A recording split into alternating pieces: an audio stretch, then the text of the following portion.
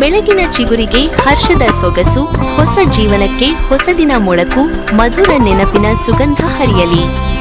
ಯುಗಾದಿ ಹಬ್ಬವ ಕಂಡು ಸುಖ ಸದಾ ಬಾಳಲಿ ಎಂದು ಸಮಸ್ತ ನಾಡಿನ ಜನತೆಗೆ ಯುಗಾದಿ ಹಾಗೂ ರಂಜಾನ್ ಹಬ್ಬದ ಹಾರ್ದಿಕ ಶುಭಾಶಯಗಳು. ಶುಭ ಕೋರುವವರು ಹುಬ್ಬಳ್ಳಿ ಧಾರವಾಡ ಮಹಾನಗರ ಪಾಲಿಕೆಯ ಮೇಯರ್ ರಾಮಣ್ಣ ಬಡಿಗೇರ್ ರವರು ಶುಭ ಕೋರಿದ್ದಾರೆ. ನಮ್ಮ ಹಿಂದೂ ಸಂಸ್ಕೃತಿಯಲ್ಲಿ ಯುಗಾದಿ ನಮಗೆಲ್ಲರೂ ಹೊಸ ವರ್ಷ